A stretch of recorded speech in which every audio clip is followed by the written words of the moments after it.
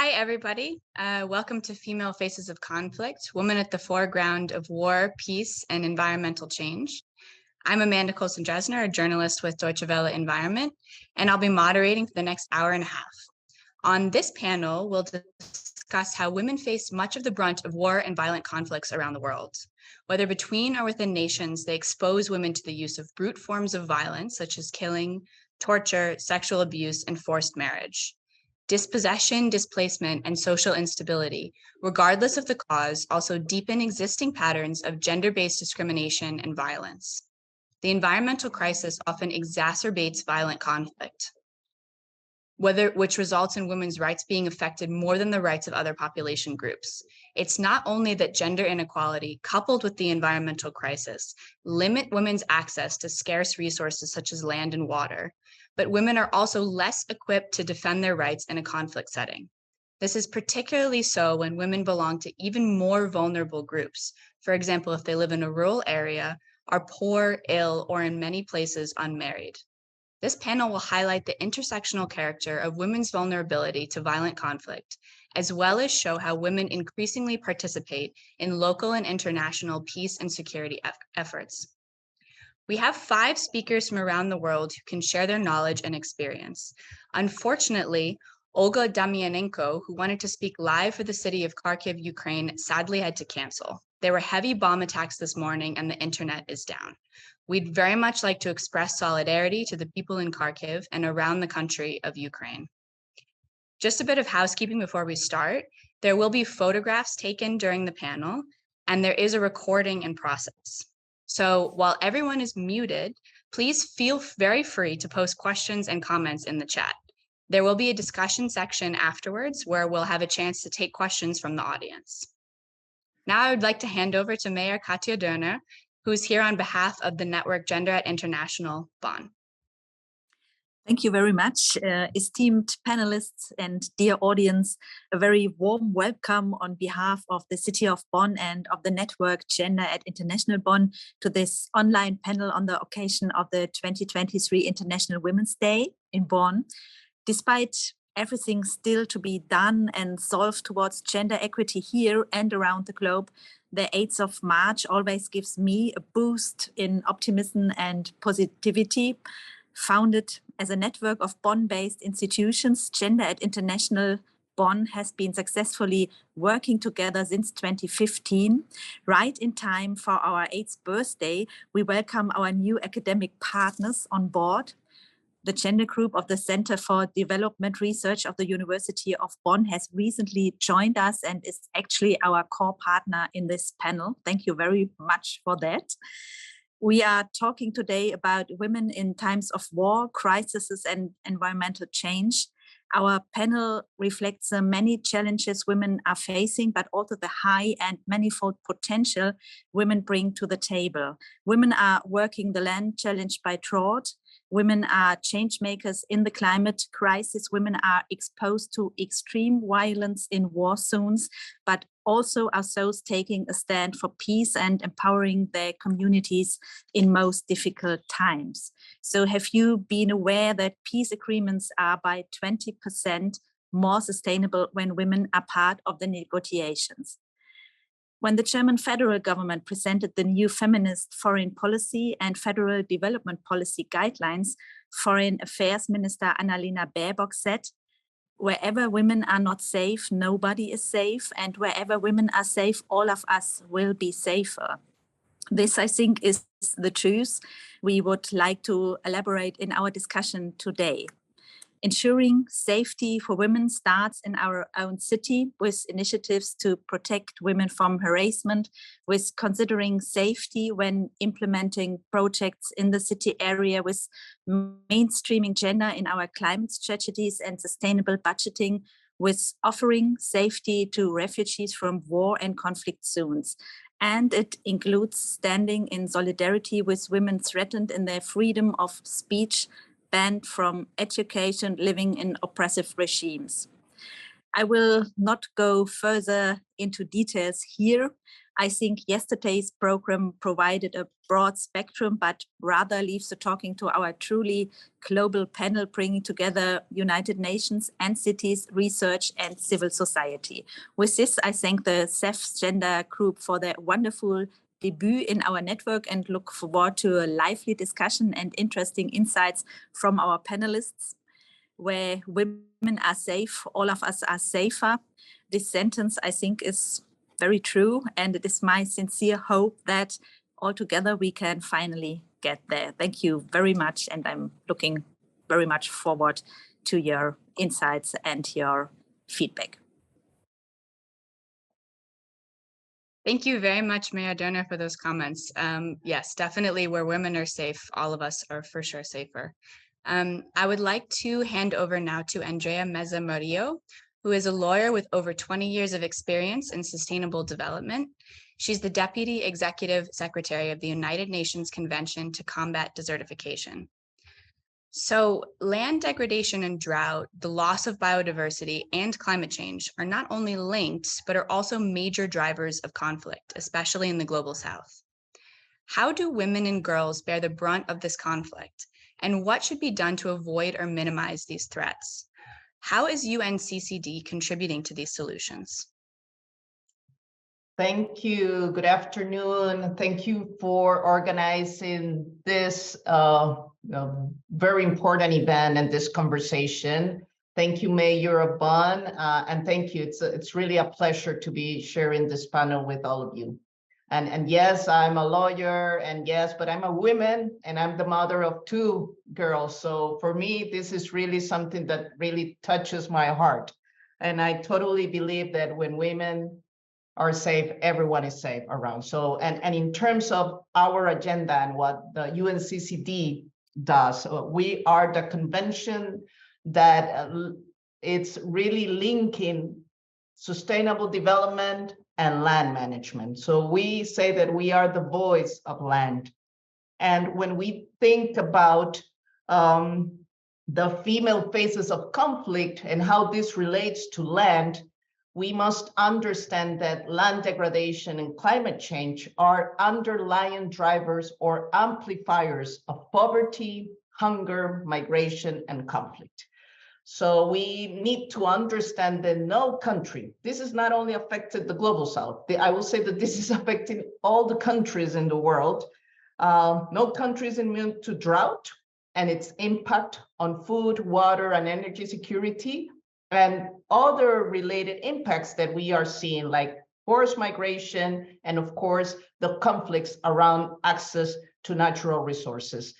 And what we are seeing is that women and girls are among the most vulnerable populations affected by conflict driven by this degradation, land degradation, and these amplifier as climate change. And they often bear the brunt of this crisis due to their already marginalized status and limited access to these resources.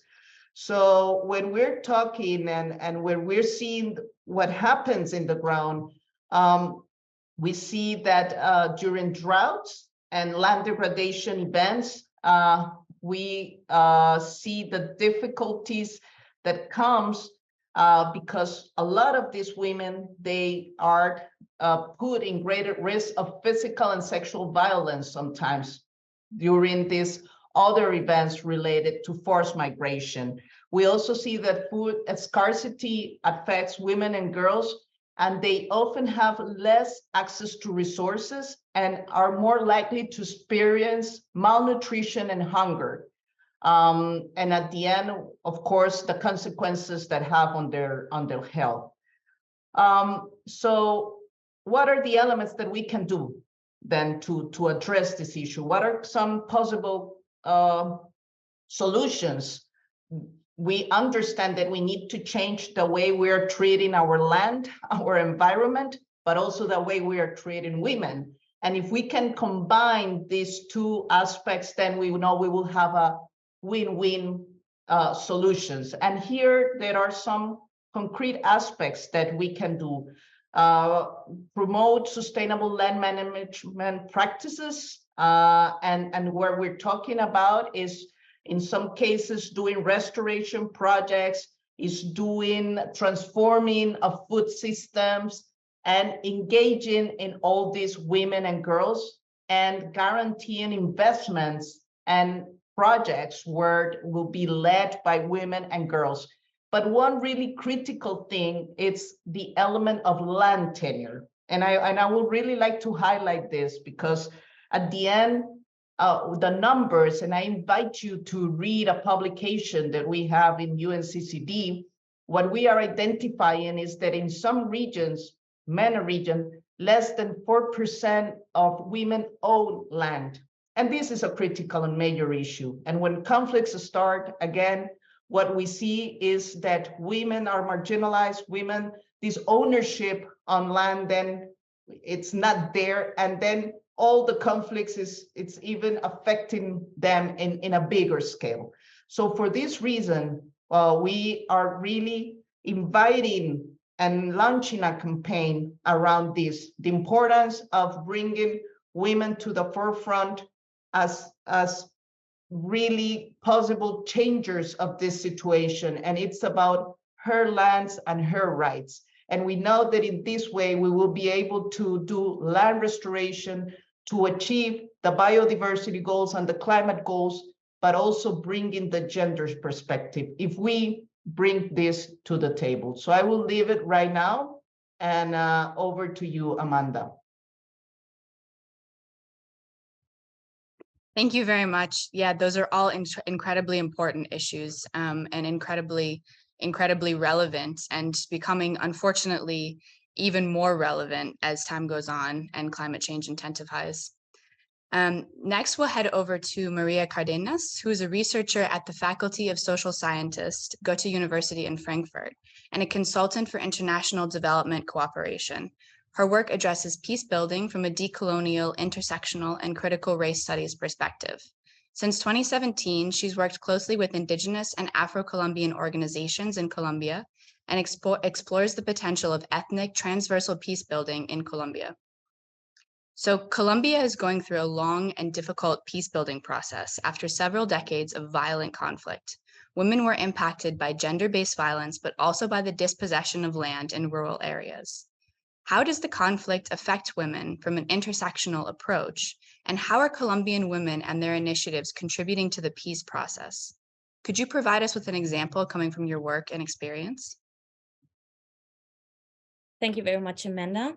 So to understand how women are affected by armed conflict in Colombia, this depends on where they live and to which population groups they belong. We know that war accentuates and reinforces patriarchy and violence against women, but war also reinforces violence along other axes of oppression that intersect with gender and produce specific forms of sexual and gender-based violence particularly.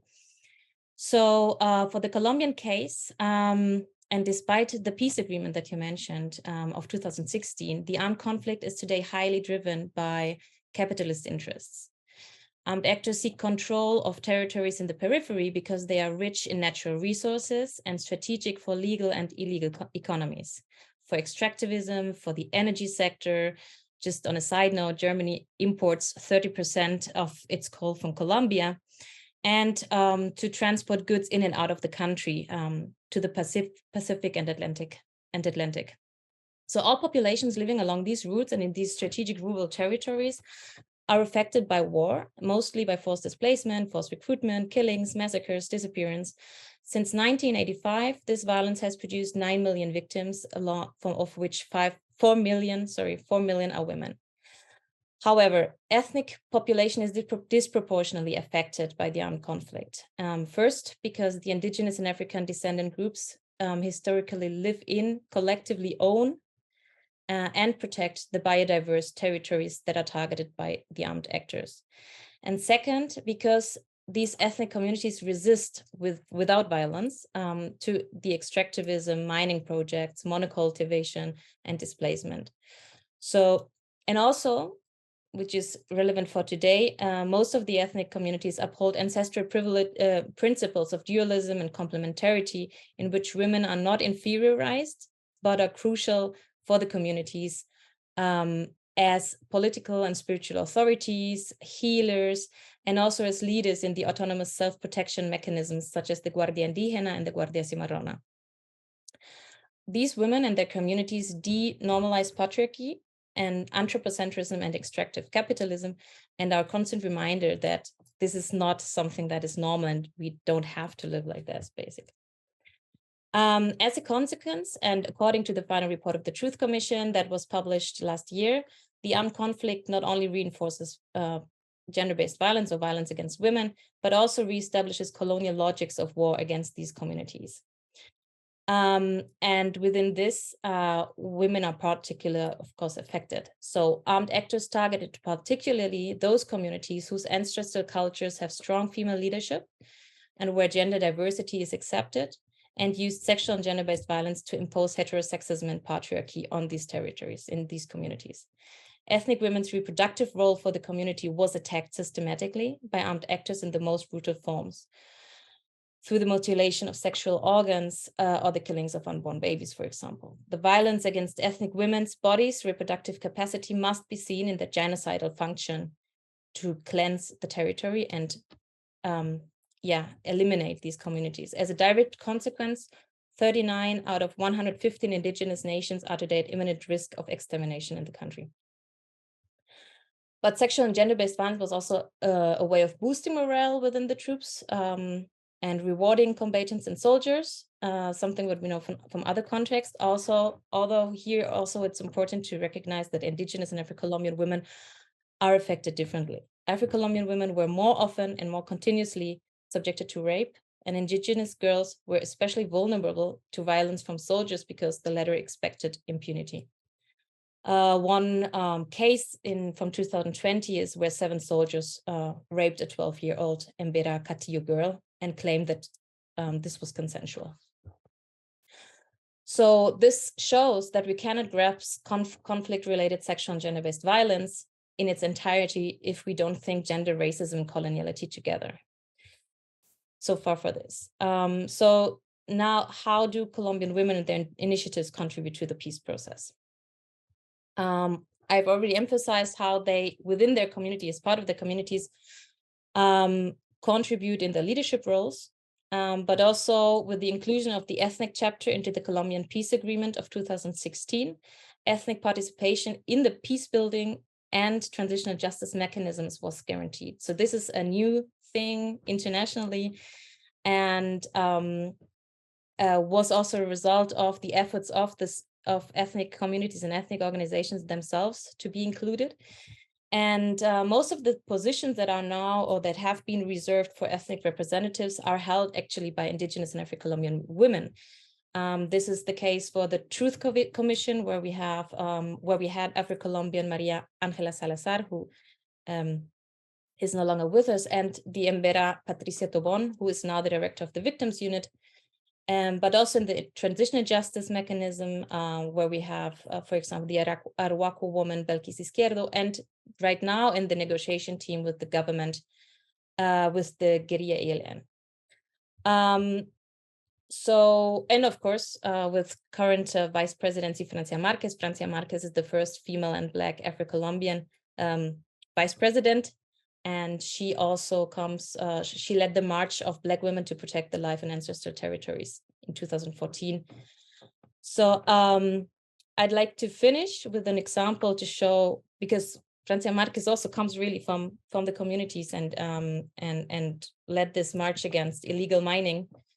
And I would like to finish with an example of the women from the river of Jurumangui, which I was asked to share with you today. The region in the Pacific is an ancestral territory of Afro-Colombian population in the southwest of the country.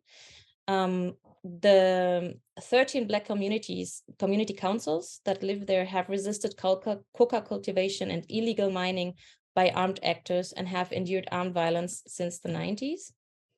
And they have made polls possible due to their organization on the ground to stop, to impede these extractivist projects. But since January, the fights over territorial control between disputing armed actors have become particularly violent, and armed actors try to cleanse the territory. 90% of the population is already displaced, and the remaining communities are confined and cannot leave. 2 weeks ago, a delegation of 14 Afro-Colombian women from Jurumangui, dressed in white, took a boat and approached the different armed actors to negotiate by themselves humanitarian agreements. Unarmed, without any man, institution, or media accompanying them, they achieved the establishment of humanitarian zones within the territory where the communities could displace to avoid that they need to leave the territory.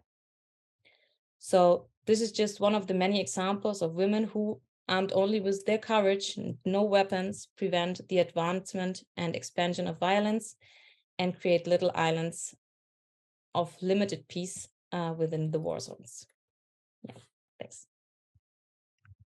Thank you very much for sharing that example. It really highlights how important it is to consider intersectionality when we look at these issues and different issues of race and class and location as well. Next, we'd like to go over to Elizabeth Ndunda, who is a PhD researcher with the Bonn Institute of Conflict Studies at the University of Bonn in Germany. She's carried out extended research among the Turkana and Pokot communities of Kenya. Her research focuses on conflict, transformation, and peace building in marginalized societies. Conflict over land, water, and other natural goods for subsistence are common all over the world. In your studies of these two ethnic groups in Kenya, you argue that women are often left without husbands or caretakers, displaced from their homes, and with no property. However, they also continue to be crucial players in encouraging violence and cattle raid participation. Could you present an example of the differentiated impact of the conflict over cattle and water on men and women in northern Kenya? What factors influence women to either encourage violence or promote peace? Thank you, Amanda, and thank you, the rest, for this organization. It's lovely to be part of this panel. So my research focuses in the northern Kenya region, which is a marginalized zone, semi-arid zone, that is inhabited by two major pastoralist communities, the Pokots and the Turkana. They speak almost the same language, and they are a highly patriarchal society with traditional patriarchal activities such as FGM, female genital mutilation, early marriages, and also beading, where they bead the young girls. Girls as early as 9 years old are married to warriors and things like those. So in this region, because of the declining resources and because there is no water, no pasture, considering these two communities are nomads, there is a lot of ethnic violence, a lot of fighting between the two communities. So in this presentation, I will highlight for you a case that is quite interesting in terms of gender activities. It is a case of the Mogus village. It's a siege that was conducted in the Mogus village in July of 2018. Armed warriors arriving from the Pokot region attacked the Mogus village. This village is sheltered in between National Park and the Takwa Gorge, which produces electricity. So because of the gorge, there is availability of water. Because of the park, there is availability of pasture. So it is a lovely zone for pastoralists. So it is inhabited by Turkana, the main Turkana community. So on this day, they were attacked by the Pokot during the night. And there are only two ways to leave this village. So there's the front gate where they came in, and there's the back gate, which is towards the park. And what happened is a very interesting response between the two people. So the men immediately divided themselves into two groups, and one group centered at the gate, where they protected the village from further entry of the incoming battalion.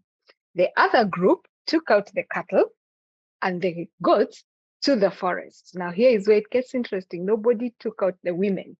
Nobody took out the children.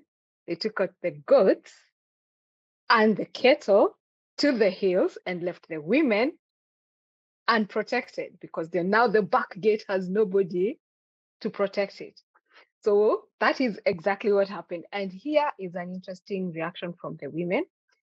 The women, because this one's going towards the entrance of the gate, the ones who are protecting the community from the battalion coming in, that was a very envious position, because they would go directly into eldership. should they survive, they would go directly into becoming elders. And therefore, me as his wife would automatically gain a higher status in my community.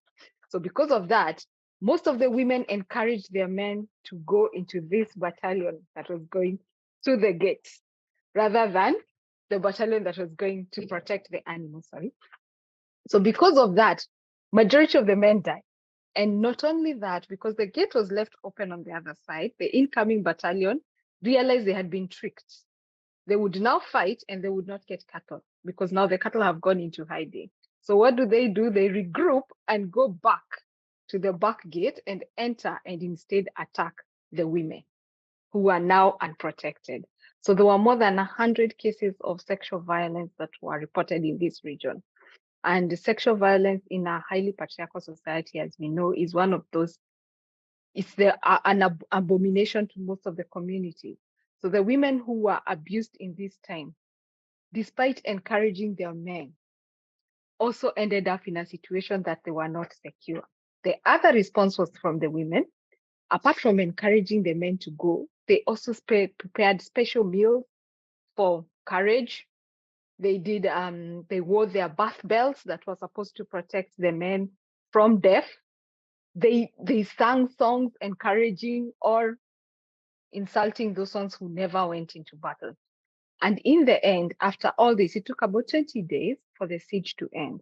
And in the end, what happened is at the end of the siege, these women who were abused, despite supporting their men, were segregated, not just segregated, they were collected and I look for the word and I miss it, abandoned in a forest in the middle of Naselot, one of the villages nearing there.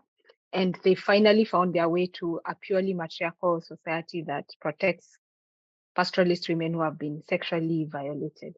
So we can see they were under very severe risk, but they also encouraged their men. Now, why would women who feel, if I lose my husband and become a widow, I am segregated from my community. If I am left unprotected, I am sexually abused or I am injured. Why would I encourage a conflict? One of the reasons is because of status. I cannot be an elder. I cannot be anything else, but I can be a wife of an elder. So therefore, I encourage my man to go and fight. The second reason is for wealth. I cannot own anything, but my husband can own. And because I am a wife of a rich man, then I am also rich. So because I want my husband to have wealth, then he should go and fight and bring me cattle. And the third reason is revenge. My husband was killed. Therefore, my son must go and avenge the blood of his father. So those are some of the three reasons that I found highlighted so much the need for women in conflicts. Thank you. Thank you very much for sharing that really interesting example and also obviously really sad. Yeah, that's a really interesting example of how we can really tell a difference between patriarchal societies and how important it is to elevate the status of women in order to protect everybody. Next, we're going to head over to Elvan Isikozlu, who is the head of advice and scientific transfer at the Bonn International Center for Conflict Studies. Her research has focused on small arms and light weapons control, the demobilization of armed combatants, and sexual violence in conflict that ultimately resulted in a typology of wartime rape. You've experienced working and researching on people fleeing conflict, displaced populations, and armed groups in conflict and post-conflict settings. From your global view, as well as your knowledge of scientific regional conflicts, could you give us a description of the main drivers of conflicts and how they affect women and men differently? Could you also give us examples of strategies and programs, either from women organizing themselves or external actors, addressing women's rights in conflict settings? Thanks, Amanda, and thanks everyone for inviting me to this panel to speak today and for sharing your work as well on this important topic. I think we have heard a lot of the drivers of conflict already, so I don't have much new to offer. We have, generally speaking, access issues, access to land, natural resources, all of which are finite, access to representation, to power, ultimately security. For me, this is an all-encompassing term, and it is only logical that people will search to live and will fight in order to have security. This is a human right. The consequences, of course, of not having security, of violent conflict, for example, is of course what we see today, mass displacements occurring and mass killings, of course. And these have consequences that are dramatic and last far beyond the violent conflict itself. Now, how does these affect women and men differently? I think originally and historically, women have been the main targets and the main victims of violence, and men have been the main perpetrators of this violence. So there was a black and white sense to it. And we are, of course, seeing this is predominantly the case today as well.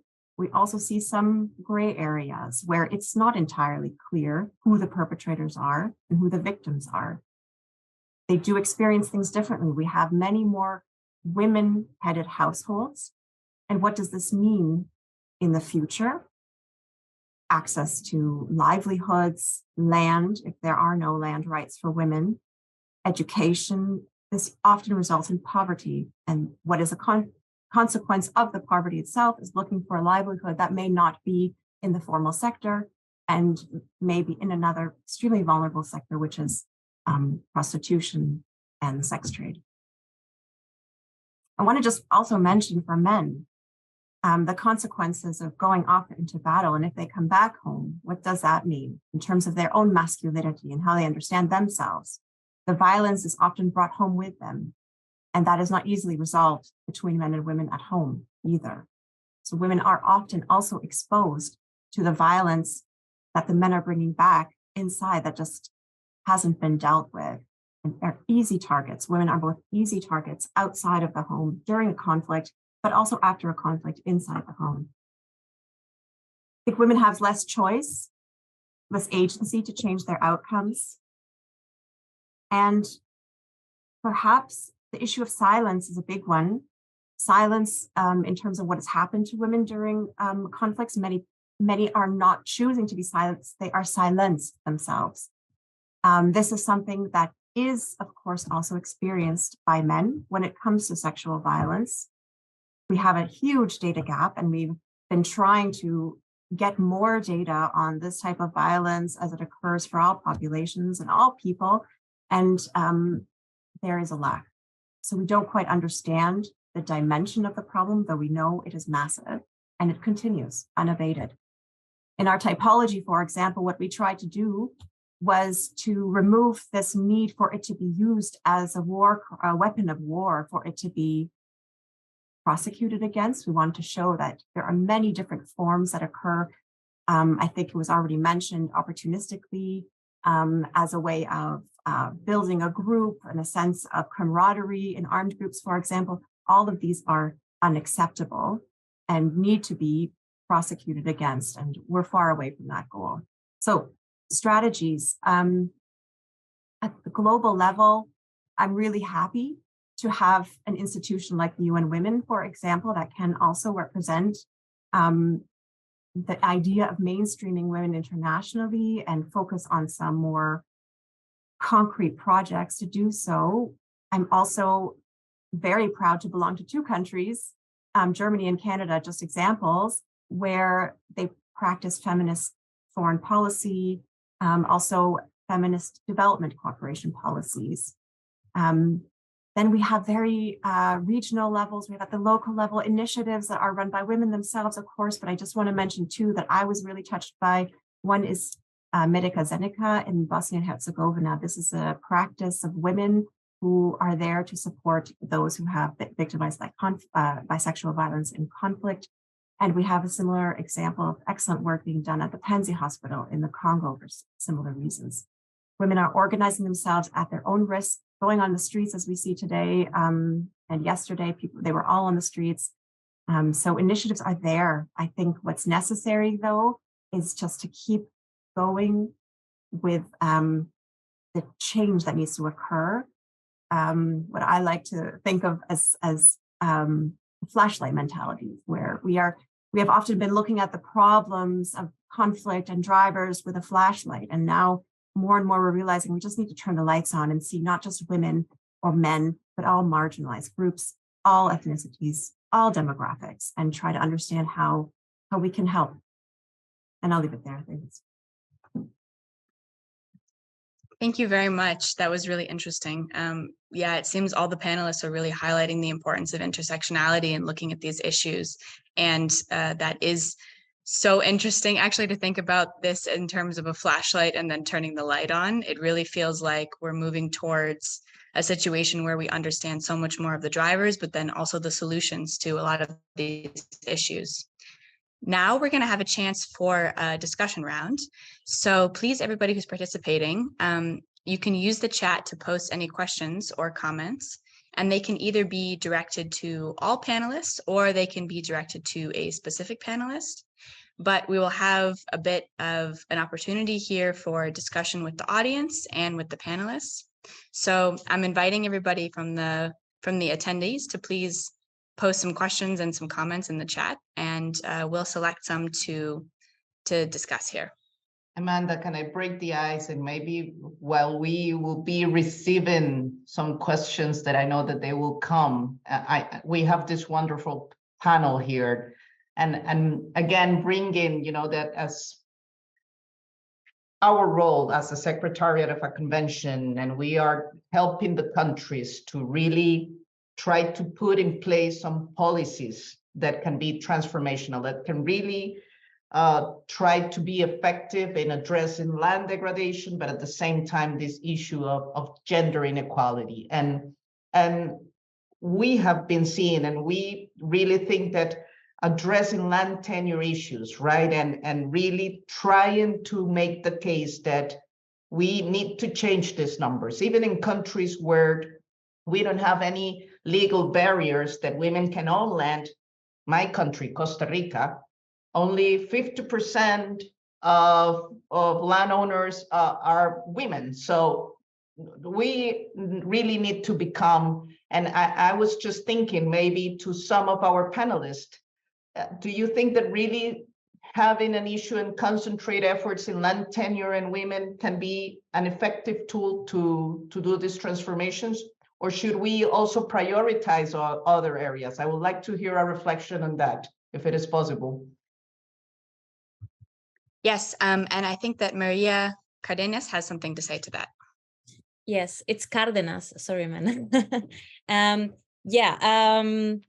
I think it's actually a great question because it was something actually that I was thinking about, because in Colombia we have the case that 30% of the country's territory is actually collectively owned by indigenous and Afro-Colombian communities. So, and we see that the conflict displaces there, but to displace these communities. So when with the peace agreement, for example, there was a huge discussion about what you just raised, the land tenure, and that women should own X percentage of the land, so on.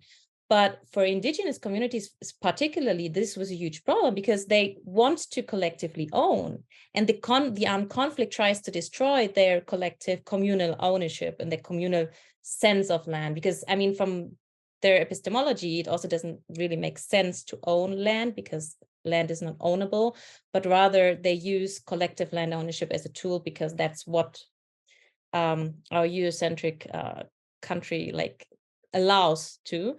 But I think it's a problem just to concentrate on gender division in land tenureship, because that could also divide communities that are until today not organized in a patriarchal way, but rather in a complementarity way, for example, and tries to and would separate these communities that until today have for example dualist or conception of gender rather, or gender diversity as well, right? That are not organized along binary principles.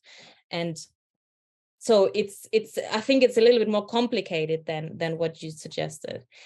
And maybe also I wanted just to quickly say something that which is not directly related to that, but it seemed a little bit before that drivers of conflict, that access to land is a driver of conflict. And I would like to turn this a little bit around. What we see, at least in Colombia, is that not the access to land is a driver of conflict, or poverty is a driver of conflict, but rather land grabbing is a driver of conflict. And extractivism is a driver of conflict. To advance onto these territories where they do actually protect, like in the case of indigenous and Afro-Colombian communities, they are materially, from a material perspective, some of the poorest population groups in the country, but they protect the territories and are displaced from their territories because they don't want extractivist projects. So, sorry. So I think it's important to also think it the other way around. Yes, definitely. And thank you very much for talking about these issues. We do have two questions now. The first one is from Tara Black, and she says, thank you very much to all of the panel. My program of research in Canada is studying children's exposure to intimate partner violence. I often struggle with balancing initiatives aimed at women, more often survivors of IPV, and holding men accountable for their perpetration. Can you talk about this balancing of also holding men accountable? Is there any of the panelists who would like to take this question? Yep. Yeah, if that's okay, I can jump right in. Thanks for this question. And I have to say, I mean, I come from the situation of sexual violence in conflict, which we do find being different. So it's not a one-to-one, and so I'm going to speak from my research and what we found, because it's so interesting that we are talking to women about solving a problem that's happening to women. And, you know, women are somehow supposed to be responsible for also stopping this violence against them by reporting more. And we completely forgot the part that says men need to actually be involved in this solution as well. So all this research and work was being done on women, and we forgot we're not talking enough to the men. And we went to look for initiatives of involving men in these discussions. And it varies immensely from, you know, it's almost impossible to persecute every single perpetrator in a conflict zone, for sure. But there are cases where the people are well known. In fact, once the conflict ends, they could be your neighbor, and you have to confront this person all the time. Or we've read of cases where people went into a taxi and the taxi driver was their rapist. Well, they will never forget that face. And they had some initiatives of reconciliation rounds where the perpetrators had to face the victims and pay amends, and may have been, in some cases, it was an exchange of goats in some communities in the Congo, for example, but it was a face-to-face ownership of what had happened. Or truth and reconciliation commissions, where this is also admitted to and discussed openly. So this confrontation in a way happened, whereas others will say, no, put them in jail right away. And we never want to see them. So I find, yeah, it's a tough one. I don't have an answer. This is really just really difficult to hold men accountable. And here I tend to start with education. We have to start very, very early in terms of educating men and women about this continuum of masculinity and femininity. And I would love to go into that, but I'll stop here for now. Yeah, thank you very much for taking that. So we've seen two examples of how it's really important not only to look at one side of things, but really to shift the narrative and turn things around and say, okay, we're not only blaming women for their own problems, but looking at how we can shift things around and see who's responsible and what we can do and how we can find solutions from multiple angles. We have another question here, and it is, how can NGOs effectively advance gender equality? Can you give examples, especially when it comes to nutrition? And it comes from Frederica Kummer. Elizabeth Ndunda, would you like to answer? Okay, thank you for the question. I would like to answer that by first stating that for NGOs, I think the one weakness that we have is that external agents always come to the community as a vacuum. The community already exists, it already has its own culture, it already has its own way of living. And what we define to be gender equality, what we define to be good, necessarily good, may not be what the community believes to be good. They do not exist in a vacuum. So the first thing for NGOs is to understand that this community exists with its own way, with its own belief system. And we can only work within that belief system. We cannot bring a lot of change if we come in with completely new ideas. So first, let's start by working with the community, especially for women, peer-to-peer advice. It always works.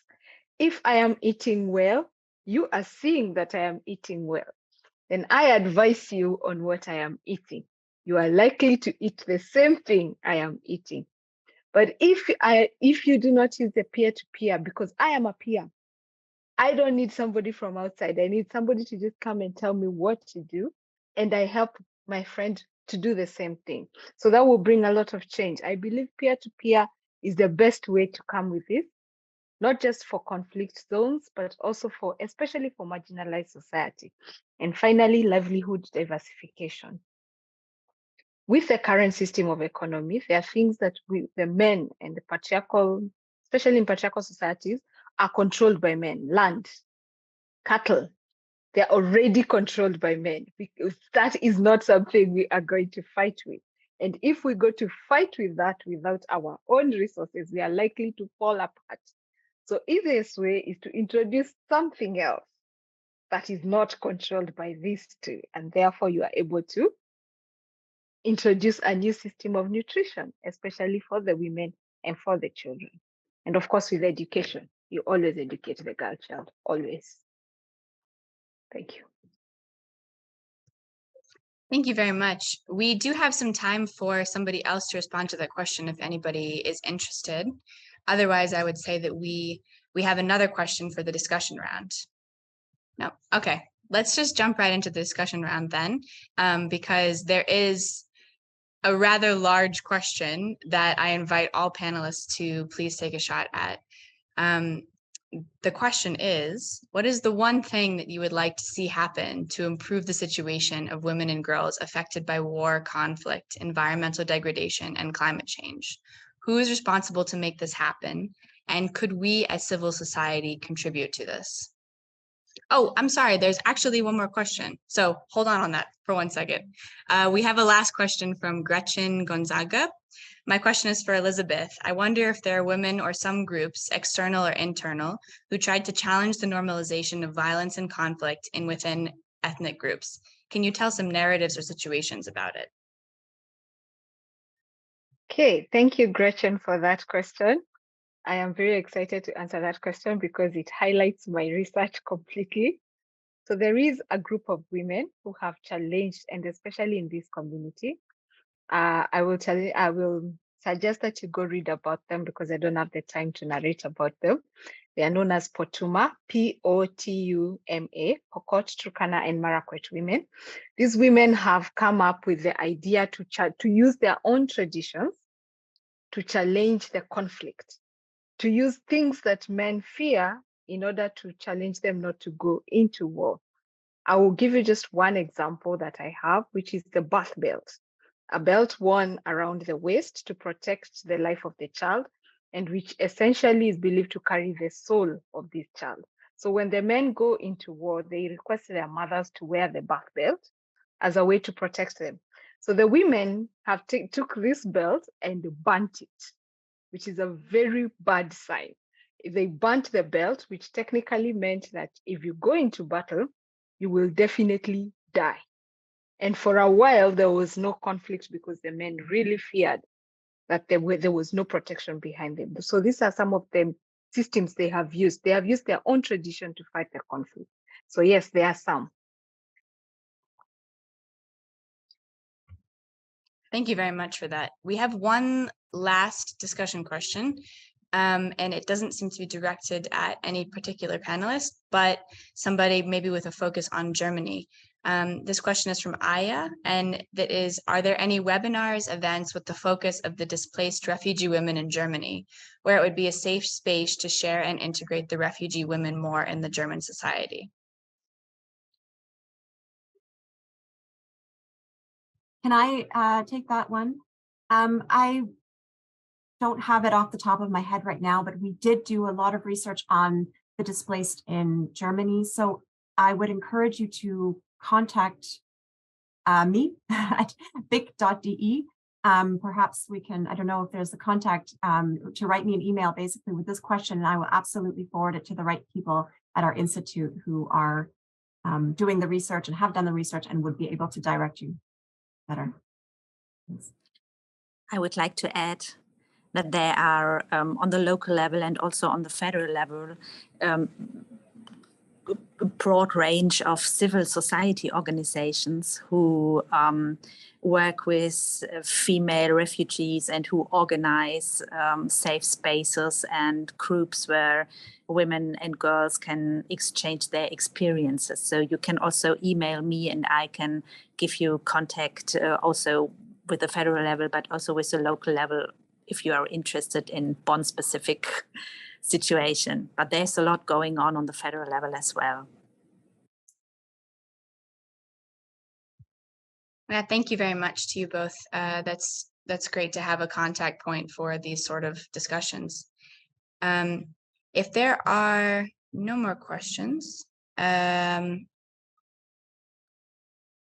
there are no more questions. So we're going to move to the discussion round, the final round of discussion. And it was the question from before, but it was quite long, so I will say it again. For the final discussion round, what is the one thing that you would like to see happen to improve the situation of women and girls affected by war, conflict, environmental degradation, and climate change? Just one. Who is responsible to make this happen? And could we as civil society contribute? Does anybody want to jump in with this question first?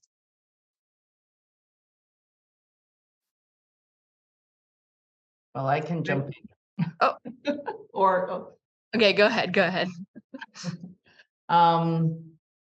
Bring in again the element of access to land, and this doesn't mean that it has to be individual land title.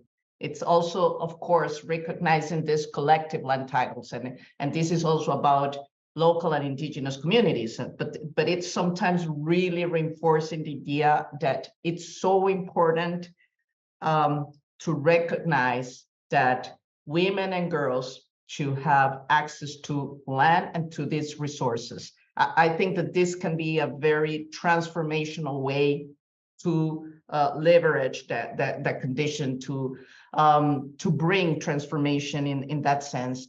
And there is a role, of course, for the governments. I mean, we need to put in place policies and laws and regulations that can really facilitate and guarantee that this happens. In some cases, we will be facing some cultural and religious issues, and we know that this is difficult to address, probably will take a longer period of time. But as I was saying, in many countries where we don't have these cultural or religious things, we're still having and facing these conditions. So it's active policies to guarantee that we will be mobilizing more resources as well for women, and this intersection of land restoration, land conservation, land management oriented and led by women, it's critical. And I will just close by sharing one concrete example. When I was in the government, we have a system that pays to landowners that protect the forest. This is payment for environmental services. It's a scheme. And when we ask for the numbers to see who are the beneficiaries of this payment of environmental services, who are the beneficiaries, most of them men. So we basically put in place a policy just saying we should give an extra point to the submissions that come for women when they are requesting to have access to this payment of environmental services. And 1 and 2 years later, we saw a difference happening, different numbers happening. So more women just implemented that concrete policy, made a huge difference. So I think that yes, government have a big role in having these active policies, analyzing concrete aspects, but then also the other conversations, civil society, we all need to guarantee, advocate for this to happen.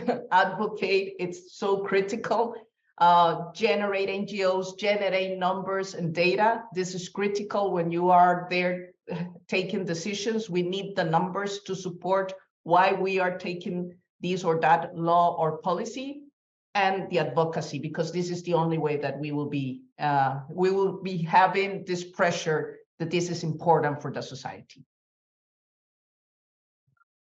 Thank you very much. That's a really interesting example. And that really reminds me also of something that's really big in the environmental movement, which is payment for ecosystem services, which a lot of the times Indigenous people perform that are completely not talked about or a part of our general economic calculations of things. So that was really, really interesting. María, Cárdenas, would you like to answer to the question next? Yeah, thank you. It's a very complicated and long question, and it's really kept me thinking. Because one thing is very not much. So I think, starting from Colombia again, the experience that I've made is that when I started working with Indigenous and Afro-Colombian communities and started like discussing with other colleagues in Colombia my research, I was confronted with a lot of racism and stereotypes about especially the gender relations or the supposed gender relations in ethnicized or ethnic communities, like white people or white Colombians thinking that necessarily ethnic communities would be behind in gender issues. And I think this is a huge risk, because it invisibilizes that, what I've tried to say before, that there are also communities that have a different approach towards gender totally, and also have other relations within the communities that are not based on patriarchy. But it also invisibilizes the input and what we could learn from as Eurocentric societies. So I think the one thing that I would hope to would that we would walk together, as Elizabeth said, in a horizontal way, and learn and listen to learn from each other, and not suggest already that we know something about their gender relations, and give girls and women the possibility to design new or also old ways of living within their communities. Yeah. Thank you very much for that. Is there another panelist who would like to answer the final discussion question? Because we do have some more discussion questions from the audience as well. Yes, Mayor Dörner.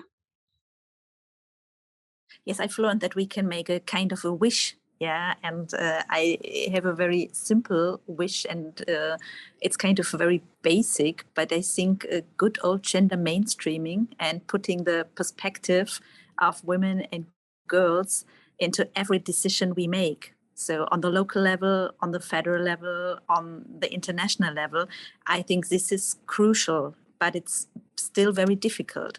So at the moment we have a very brutal discussion in Germany whether we do need feminist policy, whether it is necessary at all. Yeah, and when I listen to all the examples from the different parts of the world, it's so obvious that we need this perspective. And I think feminist foreign policy and also federal development policy in a feminist way, it's a question of perspective. And that is my wish, and I think it is necessary everywhere in the city of Bonn for me as a mayor, but in all the other countries we talked about today and every place on earth. And it always seems to be very simple, but when it comes to concrete decisions, it's difficult. And that is also a case where I think we need to learn from each other, and we need research. I find it very interesting in this panel to learn what kind of research you are doing on these very specific questions. And I also would underline what Andrea said, that we need data from the different countries, more data, more research. And yes, we need to walk together and we need to learn from each other to bring gender mainstreaming, this very old and basic thing, to life. And that is my wish, because I think it will help to advance women's chances and women's rights everywhere.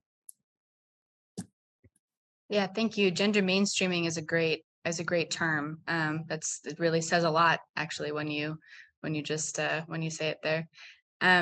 So Elizabeth and Ndunda, would you like to speak to the final discussion question? Okay, thank you. So my wish after my presentation, my wish is that we would recognize underground peace building measures by women. What they're doing to end the conflict for themselves should be recognized and become part of mainstream peace building, not just recognized theoretically, but to become part of mainstream peace building, and for civil societies to accept this as a means with which they can reach the community and to integrate this within their activities of peace building. That is my one wish. Perfect. Elvan Isikozlu, would you like to say something? Yes, very quickly. For me, it would be to offer the ability to maintain bodily integrity in conflict zones. I would love if we could take this form of sexual violence and eliminate it whatsoever from any conflict context, any context in general. But for me, this would be a big step. And one, the question of who's responsible, and here for me, it's every single one of us is responsible. I really believe that there's so much that we can do, starting at the home, to educate about what it means to be a man or a woman, that this is just a biological determination and doesn't mean you have to act and behave in a certain way in order to be accepted, and that this is a continuum. And the more we can bring this, raise our children in a way that they don't see the divisions or this binary division between men and women, the more likely this mainstreaming becomes. And sometimes I really, I'm a proponent of our feminist foreign policy and development policy, but sometimes I wonder if we chose the best term, because it's not feminist to me, it's just logical. And it's gendered and it's humane. So, I think this word puts people off and puts them on a defensive, because I feel that men will be discriminated against. My God, this is not at all the point. The point is to bring the marginalized into focus and back into reach. So in any case, starts at home and small steps. That's all I can say. Thanks. Yeah, thank you very much. We actually have some time for a few more questions from the audience. There's a question here from Percy about Afghanistan. I anticipate that there have been dialogues and initiations to help Afghanistan women. I would like to know such initiatives and their impact. Would anybody be able to speak to this? Okay, I see that the question is not entirely in the realm of expertise of the panelists, although it is very interesting. Maybe we'll think about that one for a minute. And then there's another question about Nigeria. Is there an NGO here in Germany that could help analyze the situation of women and girls currently in Borno State, Nigeria, who are stuck in the IDP camps due to the insecurity? These women are sexually abused, sometimes voluntarily, because they don't have their husbands and their fortune.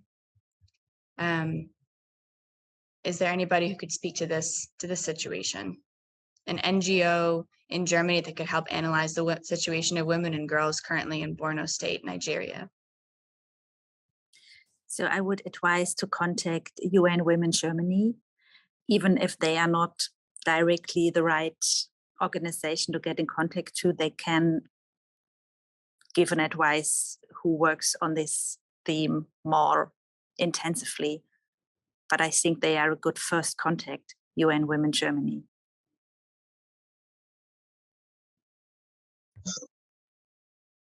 Okay, perfect.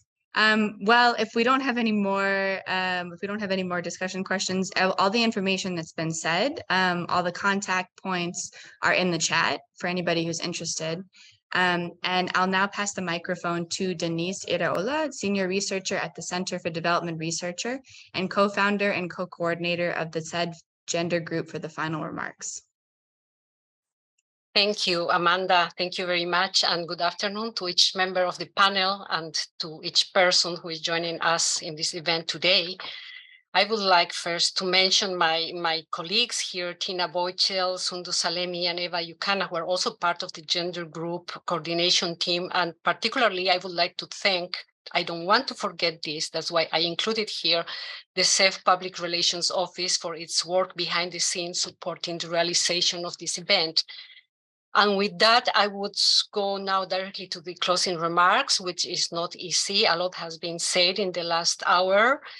We have listened to a rich set of views, experiences, analysis, and what I consider really very deep reflections as well. So I think, however, there is no doubt we can leave this virtual space with a sense, I hope, a sense of urgency for change, and also, of course, inspired by what several women and collectives of women are transforming by doing under very extreme conditions. No, so while not pointing to what has been said here, it's more important or less important, I would like to highlight three aspects that I would take away home. First of all, that the dramatic deterioration in respect for women's rights goes beyond the imaginable in several regions of the world. We have heard the specific examples of Colombia and Kenya, the heavy attacks on Kharkiv city and other regions in Ukraine last night and this morning impeded Olga Demyanenko to be here with us. But I would like to mention what Olesia Bondar, the director of the Ukrainian Women's Fund, declared last year, saying that women and girls were forced to leave their homes and to face the risk of being killed, raped, involved in human trafficking, wounded or infected on the way of evacuation. No? But she also mentioned that the war in Ukraine might be changing the women's feminist movement, but it's not stopping it. No? On the contrary, they are translating most of the movement initiatives into new formats, like, for example, collecting and distributing humanitarian aid, evacuating people, and creating shelters. But please, let's remember that besides the conflicts in Colombia, Kenya, and Ukraine, women in other world areas, such as the Tigray region in Ethiopia, South Sudan, or Afghanistan, are also facing intolerable levels of gender-based violence. So the first message I take with me is that even against all narratives and disinformation about women not being particularly targeted by vicious acts of violence, this is real, it is concrete, it is happening. And the world, so we, as Elvan rightly underlined, we need to act from wherever we are. And the second message that I take is that resource scarcity or degradation can fuel violent conflict for sure, and combined with male privilege and patriarchal gender norms can result in volatile social conditions, no, where women's physical security and basic rights are undermined. No? We have heard like desertification, also flood, salinization, land degradation, as Andrea Meza reminded us, are not only a threat to human well-being in general, but increase the risk of violent conflict escalation, leading to gender dimensions that are often ignored when considering the impacts of climate change. No? So that is to say, we don't only need to adapt to and to mitigate the effects of climate change, as important as they are, like to address the issue of land tenure, sustainable land management, but we also need to accelerate the change on the very gender norms that put women at disadvantage and in positions of exploitation and under environmental risks. And just allow me a third and last message that I am taking, because this is the very inspiring one, and it refers to the alternative solutions that women are offering to war, conflict, militarization, and male and group dominations, no? Of course, that's not to say, as we have seen from the discussion from María, for example, and also Elvan, that all women are the same and all work for peace, no? Or at least not in the same way. Therefore, the relevance of avoiding the naturalization of women's disposition to peace and the relevance of an intersectional and contextualized approach to our analysis, no? Nonetheless, the examples from the Ukrainian Women's Fund that we know, or the ones that have been presented about the indigenous women fighting the expansion of violence in Colombia, the initiatives in Congo and Bosnia-Herzegovina mentioned by Elvan, are reasons for celebration. No? What I am afraid and worried is that it might be a threshold, a point in which women are able to stand by themselves, a point below, however, where subjection and helplessness is so great that they cannot try by themselves, no? As the case of women in the Tigray region. So hopefully what we have heard today moves us to action. And I just would like to mention that to finalize, when conflict is fueled by greed and ambition, as commonly is, we must remember the words of the UN General Secretary Antonio Guterres when she says that when profit comes at the expense of people and our planet, we are left with an incomplete picture of the true costs of economic growth. And I add to these wise words the words of Bellamy, another male ally of gender equality, who says that there is much to be said for the argument that militarism and war rest on the foundations of patriarchy and what might be called hyper-masculinity. So both war and patriarchy are manifestations of social violence. So thank you for your attention. Thank you very much for those closing remarks and for those quotes. It's inspiring to see that there are a lot of people who are standing behind this movement. And thank you very much to all of the panelists for all of your interesting presentations and for the discussion rounds. I really learned a lot, and I thank you very much. And thank you everybody to the attendees for joining and contributing your discussion questions. We really appreciate you being part of this discussion and furthering all of these issues that were brought up here going forward. And that is it. So thank you very much again, and hope everybody has a lovely rest of their evening.